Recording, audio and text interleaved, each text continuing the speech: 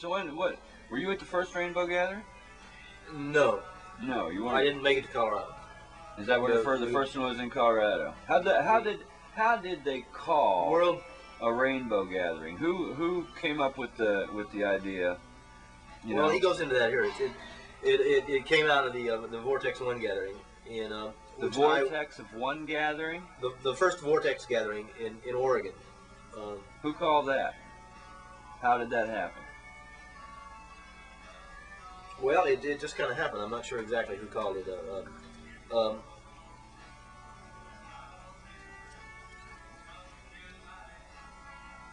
Was this a rock and roll show or something that just happened to put all these people together? No, but it was in those. It was in 70. What was it? 71. Let's see.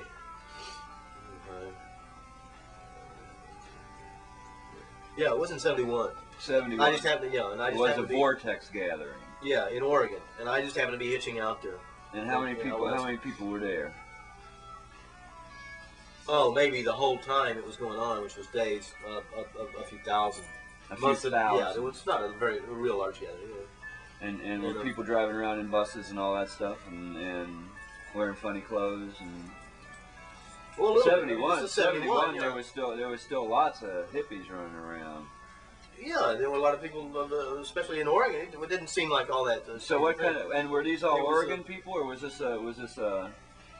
a lot of people from all over the place? Like you were just hitchhiking through. You weren't from Oregon. No, actually, at that point I hadn't spent too much time in Oregon. I've been to Oregon a few times, but I hadn't spent that much time in Oregon. 71. Yeah, I had hitchhiked out west, and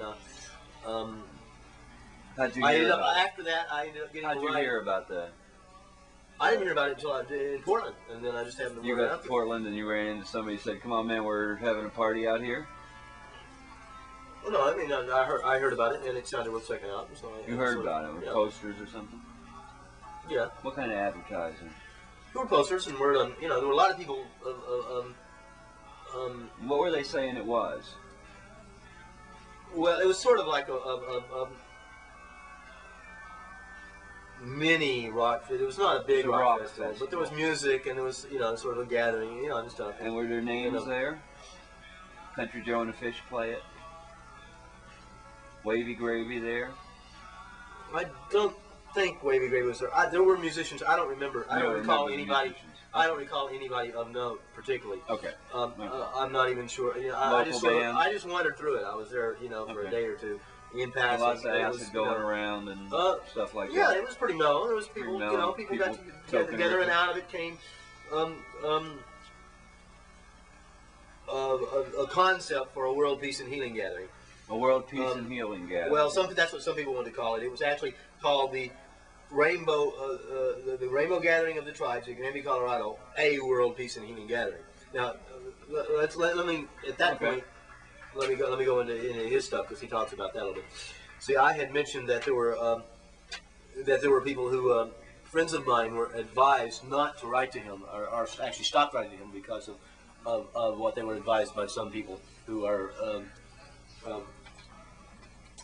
considered some of the older rainbows and who were at both Vortex and Granby, and to not write to him. Yeah. Yeah, and I'll let his words speak to that. He's talking about the Rainbow Peace Projects International, which is these various things that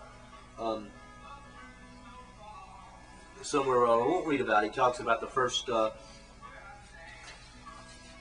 councils that we had for the Rainbow Peace Villages and the Rainbow Peace Fleet, which were essentially in Montana in 1976, which I was at with him. And that's indeed where I first. No, actually, I met him, I guess, in Wyoming, the second gathering, and saw him briefly in passing in Utah in '75 and in '74, and Arkansas in '75. But it was not until and by then I knew him, but I can't really say I knew him well. Rainbow Hawk, that is. This is a letter from Rainbow Hawk, who's in jail in New York State Prison in Stormville, New York, right now. For what? Well, it's. He was framed for an acid bust. An acid bust. In a house somewhere in New York because, New York State, I'm not sure exactly where, because they found a lot of acid on these people who had the house, and he was in a completely other part of the house in another room and had nothing on him, but the other people rolled over and charged him with it, and they went after him because he had all these names and addresses of people all over the world that he has from what came out of those councils for the Rainbow Peace Villages and Rainbow Peace Projects, Rainbow Peace Fleet, and all this. And he's got thousands of names from Eastern Europe and Russia and Germany and Denmark and all over the world. Really. Oh, really? Since then, well, that was in '76 when he first started doing that. And oh, 76. He did this, yeah, and he got busted after the mission gathering, which he did not make in '83, and went to jail in about '84.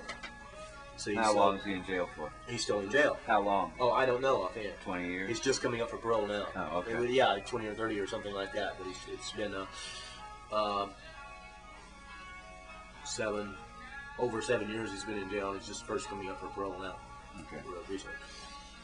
So he's been in jail for murder, because murder is only spent 7 years no, in if jail. he's in, that's what I mean. If he'd been in right. jail for murder, he would drugs probably... and murder, that's right, I forgot. And they didn't even have anything on him. He was in a completely different part of the house, but they pinned it on him because it's sort of like they pinned it on Leonard Peltier, because he was the one they wanted to get. So they decided that... anyway, he's talking about those Rainbow Peace Projects.